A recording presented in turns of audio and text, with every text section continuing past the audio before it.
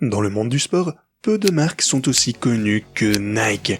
Cette marque légendaire, connue pour ses designs innovants ainsi que ses technologies révolutionnaires, a inspiré des millions d'athlètes ainsi qu'amélioré leur performance au cours de son existence. Mais l'histoire de Nike est bien plus que l'histoire d'une entreprise florissante. C'est également l'histoire de deux hommes qui ont uni leur passion pour le sport ainsi que leur vision de l'excellence et même de l'innovation afin de créer quelque chose qui allait réellement changer le monde. L'histoire de Phil Knight ainsi que Bill Bowerman, les fondateurs de l'entreprise Nike, est une histoire de détermination, de prise de risque parfois et de quête inlassable de la perfection. Alors aujourd'hui, rejoignez-nous pour un voyage à travers l'histoire passionnante et inspirante de Nike, depuis ses débuts en tant que petite entreprise appelée autrefois Blue Ribbon Sports, jusqu'à la marque mondialement connue qu'elle est devenue de nos jours. Mais avant que nous entrions ensemble dans le vif du sujet, j'aimerais vous signaler qu'en vous abonnant gratuitement ou même en laissant un like ou un commentaire sur les vidéos, vous nous aidez à produire davantage de contenu comme celui-ci, alors n'hésitez pas. Le fondateur de Nike, connu sous le nom de Phil Knight, est né le 24 février 1938 à Portland, dans l'Oregon. Sa vie a été marquée par de nombreux défis qui l'ont finalement motivé à fonder l'une des entreprises les plus connues du monde entier. Enfant, Phil Knight était extrêmement sportif et il adorait principalement jouer au basketball. Son père était un avocat à succès, mais Phil Knight avait le sentiment qu'il ne pourrait jamais suivre ses traces. En effet, au lieu de cela, il souhaitait créer quelque chose qui ait finalement du sens et qui inspire les gens autour de lui. Phil Knight a étudié à l'université de Stanford et y a obtenu une licence en comptabilité en 1962. Durant ses années d'études, il a fait la connaissance du fabricant de chaussures japonais Onitsuka et a été séduit par leurs chaussures. Il a pu reconnaître le potentiel de ces accessoires pour le marché américain et a donc décidé de les commercialiser aux États-Unis. Bill Bowerman, le cofondateur de Nike cette fois, est lui né le 19 février 1911 à Portland également dans l'Oregon. Sa vie a été marquée par la passion du sport et le désir d'améliorer ses compétences ainsi que ses connaissances en matière de course à pied. Durant sa jeunesse, Bill était un athlète accompli, spécialisé surtout dans la course à pied. Il a participé d'ailleurs aux Jeux Olympiques de 1932 à Los Angeles et s'est classé 10e dans la course des 5000 mètres. Après avoir obtenu son diplôme à l'université de l'Oregon, il a travaillé en tant que professeur et entraîneur pour le lycée de sa ville natale, Medford.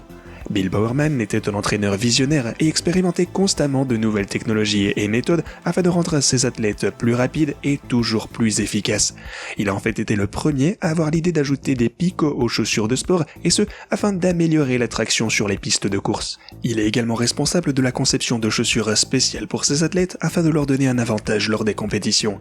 Phil Knight et Bill Bowerman se sont rencontrés pour la première fois en 1957 alors que Phil Knight était étudiant à l'université de l'Oregon et que Bill Bowerman, lui, travaillait comme entraîneur adjoint pour l'équipe d'athlétisme de l'université. Bill a rapidement reconnu le potentiel de Phil en tant que coureur et l'a donc aidé à améliorer son entraînement de course. Phil Knight a obtenu son diplôme et ensuite travaillé pendant un certain temps dans une société de comptabilité de Portland avant d'obtenir une bourse afin d'étudier à l'université de Stanford cette fois. Durant cette période, il est toutefois resté en contact avec Bill Bowerman et lui a demandé de lui envoyer quelques-unes des nouvelles chaussures de course du fabricant japonais Onitsuka dont il avait fait également la connaissance au Japon. Lorsque les chaussures sont arrivées aux États-Unis, Phil Knight a été enthousiasmé par leur qualité et a reconnu le potentiel de vente de ces chaussures sur le marché américain. Il a ensuite contacté Bill Bowerman et l'a convaincu de s'associer à son projet de vendre les chaussures aux États-Unis. Ensemble, ils ont donc fondé en 1964 l'entreprise Blue Ribbon Sports qui est devenue plus tard le fameux Nike que vous connaissez tous. Bill Bowerman apporta son expertise dans le domaine de la course à pied ainsi que sa capacité à développer des designs de chaussures innovants, tandis que Phil Knight, lui, construisait l'entreprise et s'occupait des finances. Ensemble, ils ont formé une équipe imbattable qui a fait de Nike l'un des plus grands fabricants d'articles du sport du monde moderne.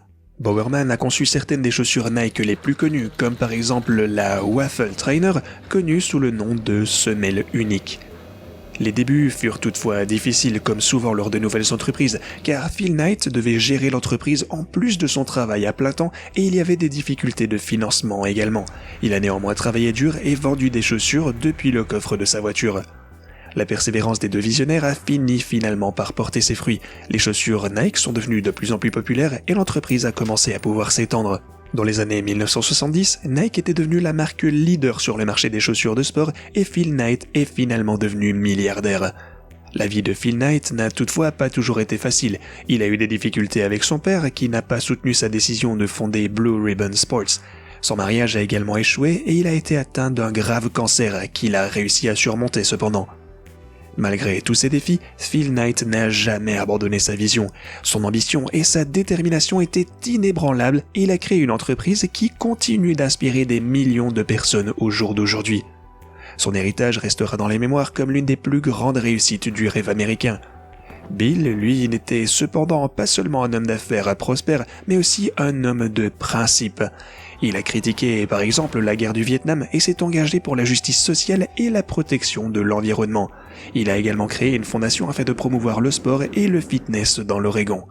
Bill Bowerman est décédé le 24 décembre 1999 à l'âge de 88 ans. Son héritage continue cependant à vivre et ses innovations et sa passion pour le sport ont fait de la marque Nike ce qu'elle est devenue aujourd'hui. Son engagement sans faille en faveur de l'excellence a fait de lui l'un des plus grands pionniers dans les domaines de la course à pied. Mais alors, après tout ceci, vous vous demandez sûrement comment l'entreprise Nike a-t-elle pu se développer ?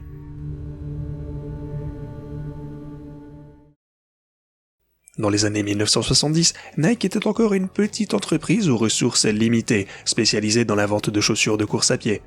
Mais Phil Knight ainsi que Bill Bowerman avaient ensemble une vision. Ils voulaient faire de Nike une marque connue dans le monde entier. Afin de concrétiser leur vision, ils ont misé sur l'innovation ainsi que la créativité.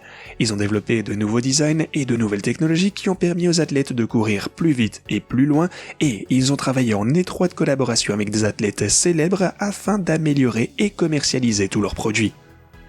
L'une des plus grandes réussites de Nike, ça a été le lancement de la première chaussure Air Soul en 1978. Elle a été conçue par un designer du nom de Tinker Hatfield. La Nike Air a en fait été la première chaussure du monde à être équipée d'un coussin d'air visible, un design toujours mondialement connu. Cette innovation a fait sensation et a fait de Nike un précurseur dans l'industrie de la chaussure. Finalement, ce furent les détails qui étaient si importants pour Knight et Bowerman qui leur a valu tant de succès. Durant les premières années de Nike, alors qu'ils luttaient encore pour faire connaître leur marque, ils se rendaient souvent à des salons ainsi que des expositions afin de présenter leurs chaussures.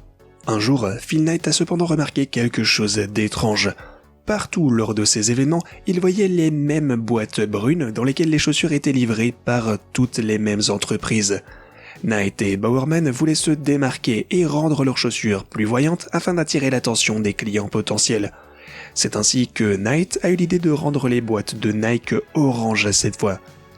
Il a donc fait fabriquer une pile de boîtes oranges et les a apportées à un tournoi dans l'Oregon où il espérait qu'elles attireraient l'attention de clients potentiels. Son idée subtile a été couronnée de succès et la couleur orange des cartons Nike est rapidement devenue une marque de fabrique de la marque.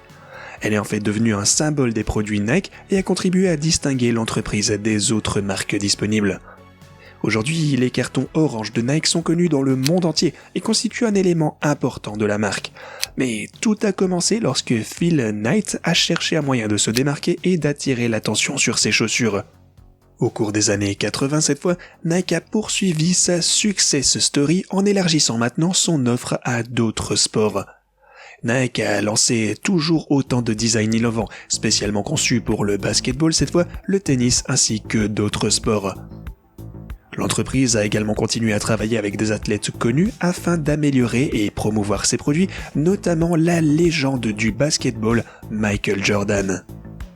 Au cours des années 90, Nike a poursuivi sa croissance ainsi que son expansion sur de nouveaux marchés, notamment en Europe et même en Asie. L'entreprise a ouvert de nouveaux magasins et lancé des campagnes de marketing agressives qui ont fait connaître sa marque dans le monde entier. Le succès de Nike est d'ailleurs toujours associé à son logo reconnaissable entre tous, mais en fait, d'où vient-il vraiment ?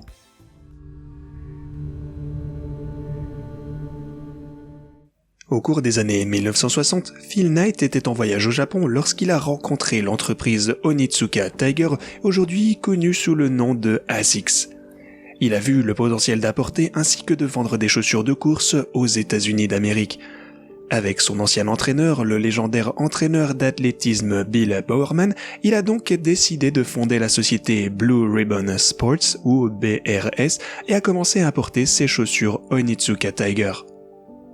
Bowerman, connu pour ses méthodes et idées d'entraînement innovantes, a commencé à modifier les chaussures afin de les rendre plus adaptées à ses athlètes ainsi qu'au marché américain. Il a ainsi décidé d'expérimenter différents matériaux et techniques et il a finalement eu l'idée révolutionnaire de presser le profil de la semelle de la chaussure à l'aide d'un gaufrier et ce dans le but d'obtenir une meilleure traction et une meilleure adhérence. Cela a finalement conduit au développement de la Nike Waffle Trainer qui a été lancée en 1974 et a été un énorme succès pour l'entreprise. Toutefois, la relation entre BRS ainsi que Onitsuka Tiger a également connu des difficultés.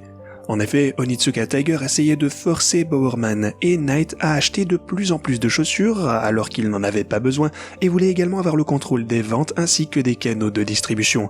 Au bout d'un moment, Bowerman et Knight en ont eu assez et ont décidé de développer et de produire leurs propres chaussures de A à Z.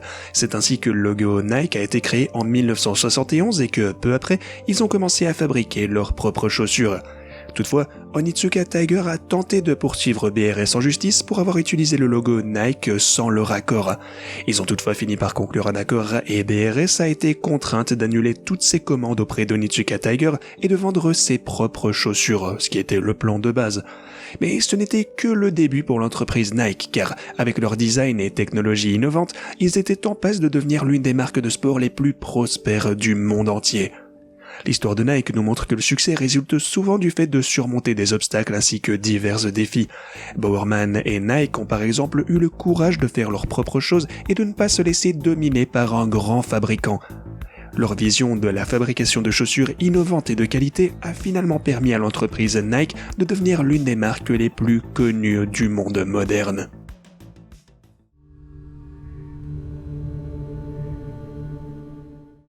L'histoire du logo Nike est une histoire remarquable sur la manière dont un simple design est ensuite devenu l'un des logos de marque les plus connus du monde entier. Cette icône, que l'on retrouve aujourd'hui sur des millions et des millions de chaussures, de vêtements et d'accessoires, a en fait été créée il y a plus de 50 années par un jeune graphiste du nom de Caroline Davidson. Davidson, qui étudiait alors les arts à l'université d'État de Portland aux États-Unis, a rencontré Phil Knight, le fondateur de Nike, lors d'un cours qu'elle donnait. Knight était alors à la recherche d'un logo pour sa nouvelle entreprise qui s'appelait alors, vous vous en souvenez, Blue Ribbon Sports. Davidson a été chargée de concevoir un logo qui transmettrait l'idée de mouvement et de dynamisme. Elle a travaillé dur sur ce fameux projet et a envoyé plusieurs esquisses à Phil Knight. Après plusieurs esquisses et retouches, ils se mirent finalement d'accord sur le fameux logo swoosh, aujourd'hui connu dans le monde entier. Knight et ses collaborateurs étaient impressionnés par le logo, mais ils n'avaient aucune idée du succès monumental qu'il allait rencontrer. Ils n'étaient cependant pas prêts à payer le prix fort pour le design et n'ont proposé à Davidson que $35 pour son travail. Davidson, qui avait un besoin urgent d'argent à l'époque, a finalement décidé d'accepter cette offre. Bien que le logo n'ait pas été très connu au cours des premières années d'existence de l'entreprise, il est ensuite devenu de plus en plus populaire au fil du temps. Nike devint ensuite une entreprise connue dans le monde entier et le logo swoosh devint le symbole de la sportivité et de l'innovation. Davidson a finalement été reconnue pour son travail et a finalement été invitée à la fête d'entreprise de Nike où cette fois elle a reçu une montre swoosh en or ainsi que des actions dans l'entreprise Nike.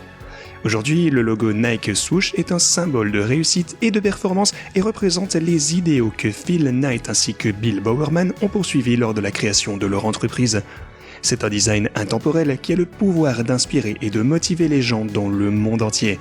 Et d'ailleurs, même si Caroline Davidson n'a reçu que $35 américains pour son design au départ, sa contribution à l'histoire de Nike et à la culture pop restera, elle, inoubliable. Dites-vous d'ailleurs que cette histoire est si marquante qu'elle est régulièrement utilisée comme leçon en marketing pour les artistes et les designers graphiques, car elle montre que les esprits créatifs ne sont souvent pas suffisamment récompensés à la valeur de leur travail au long terme qu'ils apportent à un projet.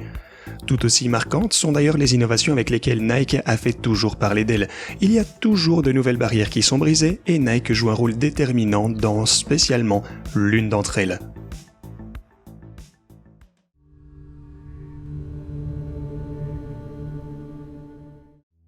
C'est un dimanche matin que le patron de World Athletics, Sébastien Coe, est entré dans son bureau et a démarré son ordinateur pour commencer sa journée de travail. En consultant ses emails, il y découvre un message d'un athlète inquiet qui se plaignait de la chaussure Nike Vaporfly. Cette chaussure avait fait déjà sensation et battu des records au cours des quelques derniers mois, mais elle suscitait également des inquiétudes quant à ses performances ainsi que son équité. Coe n'a pas hésité longtemps et a immédiatement convoqué une réunion extraordinaire du conseil d'administration de l'athlétisme. La réunion a été rapidement convoquée et les membres ont eu des discussions animées sur la fameuse Vaporfly ainsi que son impact sur les conditions de compétition. Certains membres étaient d'avis que la chaussure devrait être interdite car elle offrait soi-disant un avantage injuste par rapport aux autres chaussures. D'autres ont fait valoir que la chaussure était finalement conforme aux règles et que le marché l'avait tout simplement acceptée. Alors que la réunion battait son plein, le célèbre coureur Eliud Kipchoge a soudainement fait irruption dans la pièce. Il avait porté la Vaporfly lors de sa course historique en moins de 2 heures et voulait donc plaider en faveur de la chaussure Nike. Kipchoge a fait valoir que la chaussure l'avait aidé à réaliser son rêve et qu'elle représentait un progrès important pour le monde de la course à pied, qu'elle était une innovation. Les membres du conseil ont été impressionnés par la passion et la détermination de Kipchoge, mais ils ont décidé de rester fermes et ont donc voté pour l'interdiction de la Vaporfly. Coe a immédiatement rédigé un communiqué de presse afin d'annoncer que la Vaporfly ne serait désormais plus autorisée lors de compétitions officielles. La communauté des coureurs a réagi à cette décision avec des sentiments mitigés, mais il y avait aussi un sentiment général de soulagement de voir le jeu redevenir plus équitable. Bien que la Nike Vaporfly ait été interdite pour les compétitions officielles, elle reste un jalon dans l'histoire de la course à pied et même un symbole du progrès ainsi que de l'innovation qui anime le monde de l'athlétisme. Alors, est-ce que tu as déjà entendu parler de la chaussure Vaporfly ? Peut-être l'utilises-tu toi-même lors de tes entraînements ? En tout cas, le progrès et l'innovation ne sont toutefois pas des standards auxquels on adhère partout chez Nike. Les conditions de travail en particulier sont souvent rétrogrades.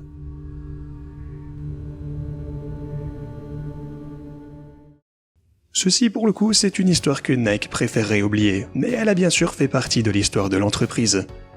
Au début des années 2000, Nike a eu un problème avec la contrefaçon de ses produits de marque. Les contrefaçons étaient si bien réalisées qu'il était souvent difficile de les distinguer des produits originaux, un problème pour toute marque. Nike avait beaucoup de mal à lutter contre ces contrefaçons car elles étaient principalement fabriquées en Asie où les lois n'étaient pas aussi strictes que celles des États-Unis ou même de l'Europe. La plupart des entreprises auraient simplement tenté de mettre un terme à ces contrefaçons, mais Nike, eux, ont décidé d'adopter une approche quelque peu différente. Ils ont approché les fabricants de contrefaçons et leur ont proposé de produire des chaussures officielles pour Nike. L'idée, c'était que ces fabricants avaient déjà une grande expérience dans la production de chaussures Nike et que s'ils produisaient officiellement pour l'entreprise, ils ne produiraient plus de contrefaçons. Nike a en fait qualifié ces fabricants de partenaires contrefaits selon leurs mots et leur a proposé de devenir des fournisseurs officiels pour leur compagnie. Ces nouveaux partenaires contrefaits ont accepté et ont commencé à produire des chaussures officielles pour la marque de Nike. Au cours des années suivantes, Nike a établi une relation avec ces fabricants et les a aidés à améliorer leur production ainsi qu'à adapter leur travail aux normes élevées de l'entreprise Nike. Bien que cette approche ait suscité quelques controverses, comme toujours, elle a été couronnée de succès pour Nike. Le nombre de contrefaçons a diminué et la qualité des chaussures officielles produites par les faux partenaires était tout de même très élevée. Nike a ainsi pu développer ses activités en Asie et donc se concentrer sur ce qu'elle faisait de mieux, le développement de produits innovants et la commercialisation de sa marque dans le monde entier. Aujourd'hui, Nike est en fait l'un des plus grands fabricants d'articles de sport dans le monde entier et ses produits sont connus par pratiquement tout le monde. La philosophie consistant à travailler avec les meilleurs contrefacteurs peut être controversée pour certaines personnes, mais elle a été une étape extrêmement importante pour l'entreprise afin de renforcer sa position sur les marchés mondiaux.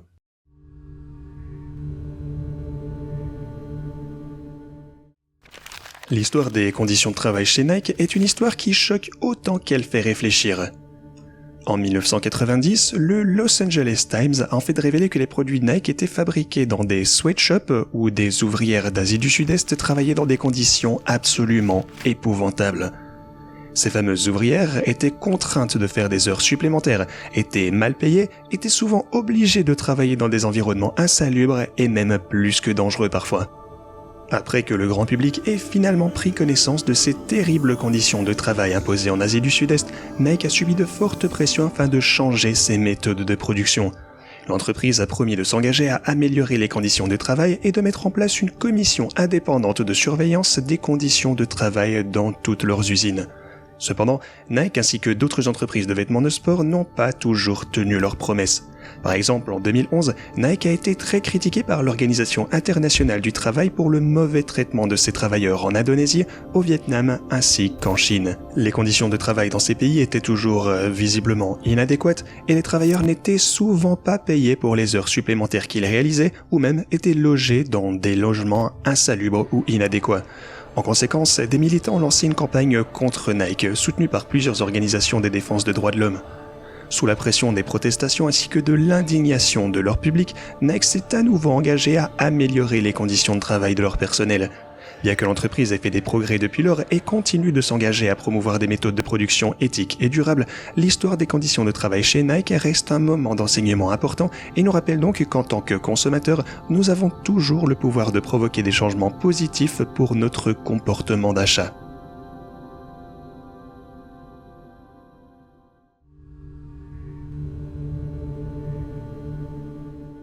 Vous l'avez entendu, au tout début, les affaires étaient difficiles et Nike était obligé d'acheter ses produits auprès d'autres fabricants et puis de les marquer de son propre logo. Mais avec le temps, ils ont commencé à concevoir ainsi qu'à produire leurs propres produits qui répondaient bien sûr mieux aux besoins des athlètes que tout ce qui existait auparavant sur le marché. Afin de faire connaître leurs chaussures révolutionnaires, Nike a commencé à sponsoriser des athlètes professionnels. L'un des tout premiers athlètes à être sponsorisé par Nike fut le joueur de tennis Ilie Nastase en 1972 qui porta des chaussures Nike lors de l'US Open, ce qui permit à la marque de se faire connaître. Au cours des années 80, le sponsoring d'athlètes par Nike a atteint un tout nouveau niveau. Nike a effectivement commencé à sponsoriser des superstars du basketball tels que Michael Jordan, vous le savez, ainsi que Charles Barkley, et leurs chaussures sont en quelque sorte devenues en elles-mêmes le symbole de ce sport. Les ventes ont crevé le plafond et Nike est devenu l'un des fabricants d'articles de sport les plus connus du monde entier. Au cours des années qui s'en sont suivies, Nike a étendu son sponsoring à des nombres croissants de sports différents. Ils ont sponsorisé des marathoniens, des joueurs de football, des golfeurs professionnels et bien d'autres personnes encore. Nike est devenu une marque connue non seulement pour ses produits innovants, mais aussi pour ses liens avec les meilleurs athlètes du monde.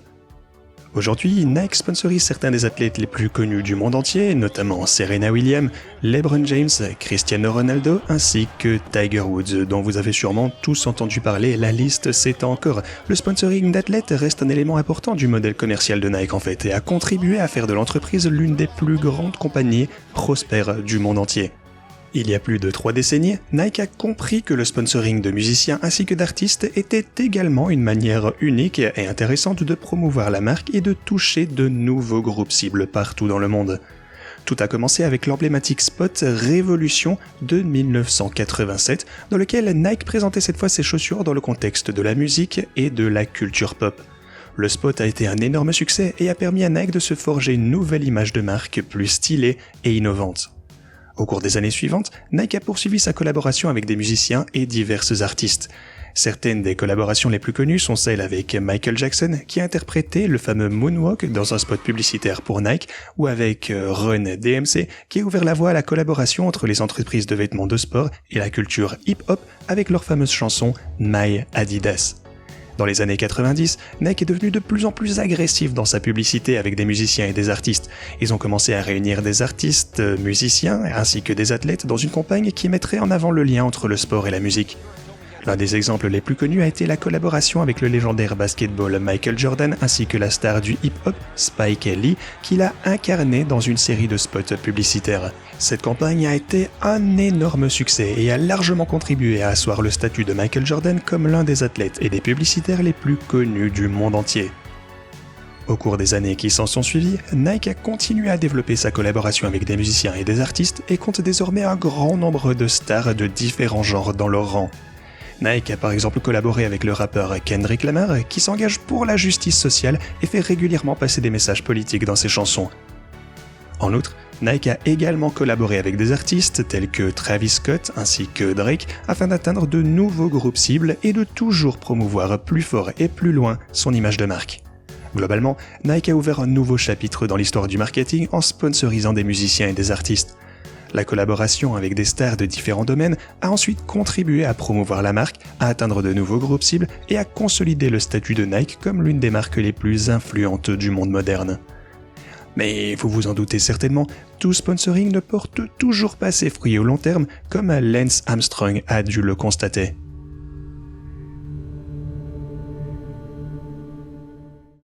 Lance Armstrong, vous vous en souvenez peut-être, était une star du cyclisme et héros aux yeux de millions de personnes. Ses incroyables succès dans le cyclisme ont fait de lui l'un des sportifs les plus connus du monde entier. Mais sa gloire et sa carrière ont été ébranlées par un scandale de dopage qui n'a pas seulement affecté ses performances sportives, mais également sa réputation et ensuite celle de ses sponsors. Nike était donc l'un des principaux sponsors d'Armstrong et le soutenait à hauteur de millions de dollars par année. Le cycliste était l'emblème de la marque et portait des chaussures et des vêtements Nike lors de nombreuses de ses compétitions. Mais en 2012, Armstrong ainsi que son équipe ont été accusés par l'agence antidopage américaine de s'être dopés durant les années précédentes. Les accusations étaient graves et l'affaire est rapidement devenue le plus gros scandale de dopage de toute l'histoire du cyclisme. Dans le cadre d'une enquête menée par l'USADA, il a été prouvé qu'Armstrong ne s'était pas seulement dopé lui-même, mais qu'il avait également encouragé toute son équipe à le faire. De plus, il a été prouvé qu'Armstrong avait tenté de manipuler les tests antidopage auparavant et de corrompre les témoins qui se doutaient déjà de ses agissements. Nike se trouvait face à un gros dilemme. Le scandale avait terni la réputation de la marque et la question de savoir s'il devait continuer à s'accrocher à Armstrong ou s'il devait prendre leur distance avec l'athlète. Finalement, Nike a décidé de mettre fin à sa collaboration avec Armstrong et a déclaré dans un communiqué qu'ils étaient déçus et attristés par les accusations qu'ils venaient de voir. Le scandale de dopage de Lance Armstrong et ses conséquences ont eu des répercussions importantes sur le cyclisme et le sport en général. De nombreux fans et supporters se sont en fait sentis trahis et la crédibilité du cyclisme a donc été remise en question. Le scandale a également eu des répercussions sur les sponsors d'Armstrong bien sûr et qui ont été confrontés à la question de savoir comment ils devaient gérer une telle affaire. Pour Nike, ce fut bien sûr un moment difficile, mais ils ont montré qu'ils défendaient l'intégrité et l'équité en mettant fin à leur collaboration avec Armstrong.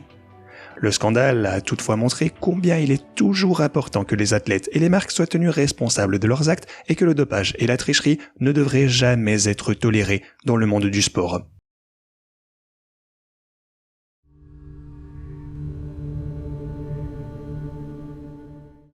Les Paradise Papers ont été un énorme autre scandale de fuite de données dans lequel une quantité énorme de documents a été volée en 2017 à un cabinet d'avocats appelé Appleby. Tous ces documents ont ensuite été analysés et publiés par le Consortium international des journalistes d'investigation appelé ICIJ. Et parmi les nombreuses entreprises citées dans les documents, figurait l'entreprise qui nous intéresse bien sûr aujourd'hui, à savoir Nike. Les Paradise Papers ont révélé que Nike avait utilisé des paradis fiscaux afin de maximiser ses bénéfices et donc réduire son imposition. Nike avait créé plusieurs filiales dans des paradis fiscaux tels que les Bermudes, les îles Caïmans ainsi que les Pays-Bas, et ce, dans le but d'optimiser ses bénéfices et de minimiser les impôts qu'il devrait payer. Lorsque les Paradise Papers ont été publiés, Nike a été critiqué pour son évasion fiscale. On a fait valoir que des entreprises comme Nike réalisent leurs bénéfices dans des pays où ils doivent payer des taux d'imposition élevés tout en dissimulant leurs bénéfices dans des pays où les taux d'imposition sont faibles. Il en résulte que les impôts qu'elles doivent payer sont beaucoup plus bas qu'ils ne devraient en fait l'être, et c'est une pratique extrêmement répandue. Nike a réagi à ces fameux Paradise Papers en soulignant qu'elle avait toujours respecté toutes les lois fiscales et qu'elle ne s'était pas livrée à des activités illégales. L'entreprise a également précisé qu'elle payait ses impôts dans les pays où elle faisait ses affaires et qu'elle n'avait qu'un nombre limité de filiales dans des paradis fiscaux, qu'elle n'avait donc rien à se reprocher en somme. Néanmoins, la publication de tous ces Paradise Papers a contribué à attirer l'attention sur l'évasion fiscale pratiquée par des entreprises comme Nike et tant d'autres et à sensibiliser le public sur cette question épineuse. Il reste bien sûr à savoir si les futures législations et mesures réglementaires obligeront des entreprises comme Nike à modifier leurs pratiques fiscales pour plus d'équité. Pour ce faire, Nike a surtout utilisé en Europe la structure CVBV qui est bien connue de ce genre d'entreprise. La structure CVBV est une forme particulière de structure d'entreprise souvent utilisée par les multinationales et ce, dans le but d'obtenir des avantages fiscaux. Le CV signifie Commanditaire Vennootschap, ce qui en néerlandais signifie société en commandite, tandis que BV, lui, signifie Bestolen Vennootschap, ce qui en français signifie société fermée. Dans cette structure, la CV agit en tant qu'entreprise opérationnelle, tandis que la BV assume le rôle de société de holding en quelque sorte. La CV est donc organisée comme une société en commandite, dans laquelle un ou plusieurs associés sont responsables des dettes de la société, tandis que les autres sociétés ne font qu'apporter du capital et ne sont donc en quelque sorte pas responsables des dettes. La BV détient généralement toutes les parts de la CV et reçoit donc tous les bénéfices générés par la dite CV. La BV peut donc également servir de véhicule d'épargne fiscale, étant établie dans un autre pays, qui offre donc des taux d'imposition plus favorables que le pays dans lequel la CV, elle, est en opération. Bien que la structure CV-BV soit légale, cette pratique fait l'objet de quelques critiques, on peut comprendre pourquoi. Certains affirment qu'il s'agit d'une évasion fiscale agressive et que les grandes entreprises bénéficient ainsi d'avantages injustifiés par rapport aux plus petites corporations.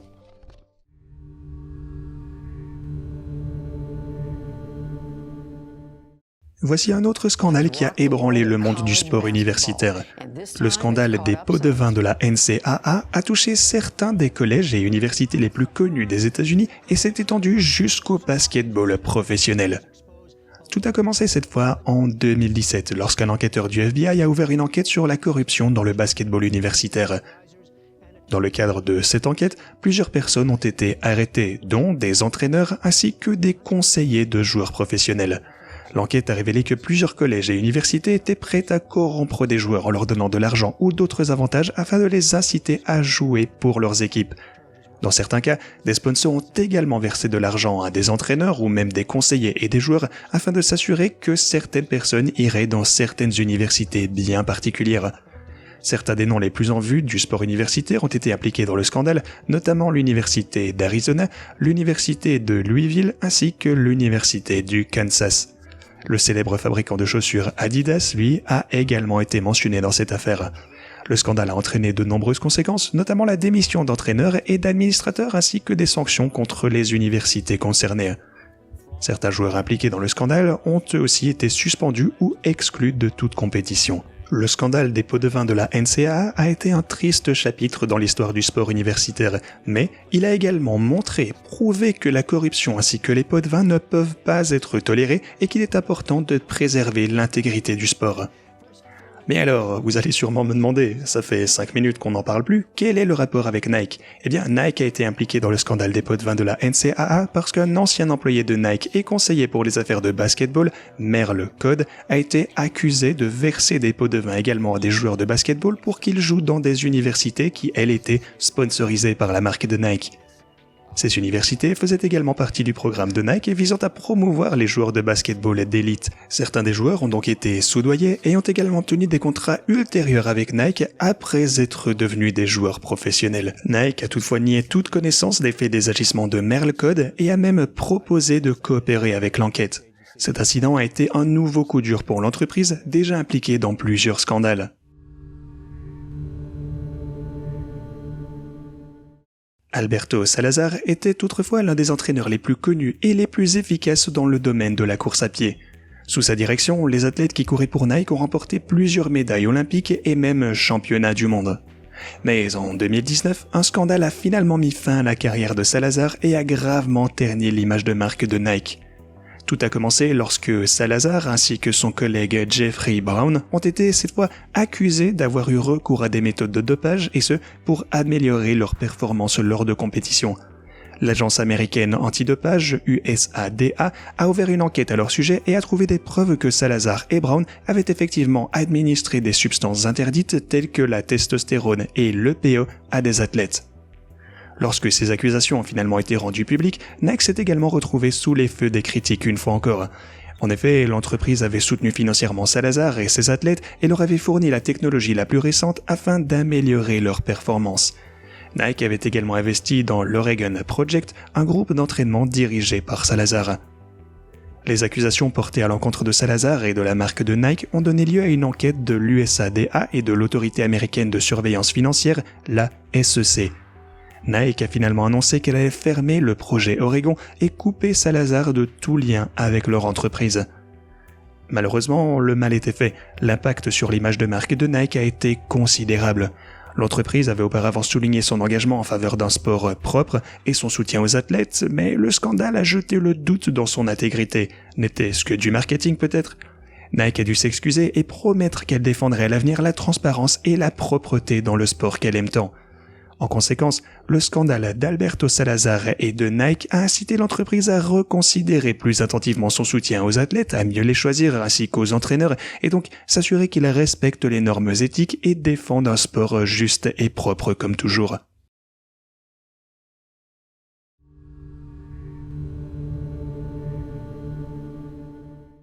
En 2018, Nike a été confronté à un nouveau scandale lorsque des employés ont accusé cette fois des cadres de l'entreprise de harcèlement sexuel ainsi que de discrimination.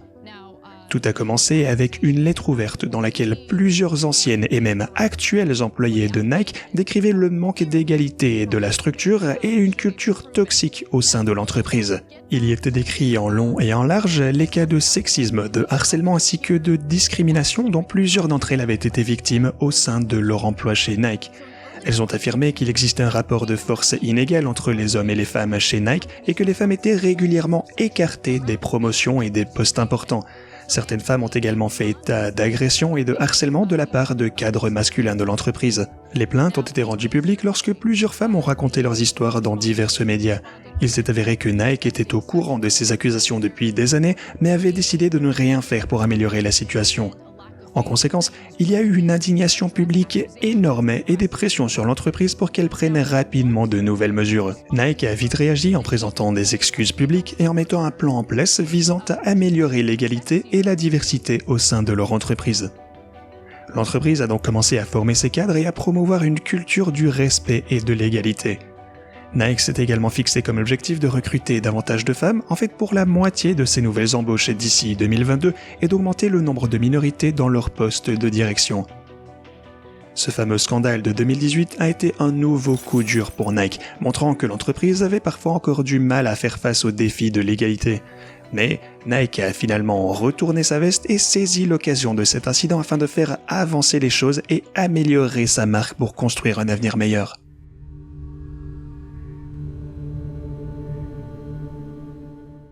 Les journalistes de la NDR, de Die Zeit ainsi que de la rédaction de Flip ont commencé leur enquête après une plainte déposée par les employés d'une société d'élimination des déchets qui était engagée par Nike afin de détruire des marchandises. Ces employés avaient remarqué des quantités suspectes de marchandises de marque et s'étaient donc adressés aux journalistes. Après une enquête approfondie, les journalistes ont découvert que Nike avait non seulement détruit de grandes quantités de produits retournés dans ses entrepôts en Allemagne, mais également des produits inutilisés et non endommagés. On estime que plusieurs millions de produits avaient été détruits au cours des 5 dernières années. Les produits étaient enterrés dans des décharges ou même parfois incinérés dans des installations prévues à cet effet. Les journalistes ont trouvé des preuves que Nike agissait ainsi afin de maintenir le prix de ses produits à un niveau élevé et donc de rendre la marque plus exclusive. Ce scandale a provoqué bien sûr une vague d'indignation, non seulement chez les consommateurs, mais également chez les écologistes, qui ont dénoncé le gaspillage des ressources et la pollution causée par l'incinération des produits parfois toxiques. Nike a rapidement réagi une fois encore à ces accusations et a publié une déclaration dans laquelle ils admettaient avoir pris une mauvaise décision.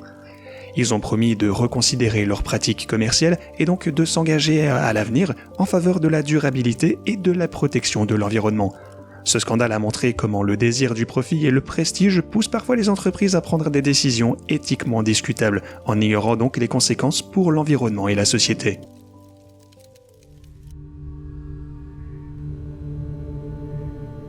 De nos jours, Nike est toujours l'une des marques les plus connues du monde entier et propose une large gamme de vêtements de sport, de chaussures ainsi que d'équipements pour presque tous les sports que vous pourriez imaginer. L'entreprise doit son succès non seulement à des produits innovants ainsi qu'à ses campagnes de marketing agressives et ingénieuses, mais également à son engagement en faveur du développement durable et de la responsabilité sociale. Nike s'engage pour l'environnement et travaille à améliorer sa production et sa chaîne d'approvisionnement, et ce, afin de minimiser son impact sur l'environnement. L'histoire de Nike est une histoire de détermination, de créativité et d'innovation. L'entreprise a toujours démontré qu'il est possible de réaliser de grandes choses avec une vision claire, un modèle d'entreprise intelligent et une quête incessante de la perfection. Globalement, on pourrait affirmer que Nike a connu de nombreux succès et de dramas au cours de ses presque 60 années d'existence. La marque est devenue l'un des plus grands fabricants d'articles du sport du monde entier et est connue pour ses innovations ainsi que son soutien aux athlètes ainsi qu'aux artistes. Depuis le début de leur histoire, la vision de Nike a été de repousser les limites de ce qui était réalisable dans le sport et l'entreprise l'a prouvé à maintes reprises avec des produits ainsi que des campagnes toujours plus innovants. Cependant, de nombreux scandales ont également ébranlé la marque et l'image de Nike durant ces dernières années. Les accusations concernant les conditions de travail ainsi que le sponsoring d'athlètes et de musiciens ont notamment donné une mauvaise image de l'entreprise à certaines personnes. Les accusations du dopage de Lance Armstrong ainsi que le scandale de la corruption de la NCAA ont également terni l'image de Nike. Il est clair que Nike a dû faire face à de nombreux défis par le passé, comme toute entreprise, en s'engageant dans des pratiques commerciales éthiques. Il reste à voir comment Nike va gérer ses problèmes à l'avenir et si l'entreprise parviendra à améliorer son image et à récupérer sa réputation. Mais une chose cependant reste absolument certaine après avoir débattu de tous ces faits. Nike restera toujours une partie importante de l'industrie du sport ainsi que de la mode et ses innovations continueront toujours à repousser les limites de ce qui est réalisable dans le monde du sport. Si cette vidéo t'a plu, n'hésite pas à nous faire savoir ce que tu en as pensé dans les commentaires. Es-tu en faveur de Nike? Portes-tu leurs produits? Tu peux également nous soutenir en t'abonnant gratuitement et en laissant un j'aime sur cette vidéo. Ça nous aiderait énormément à créer toujours plus de contenu intéressant pour toi.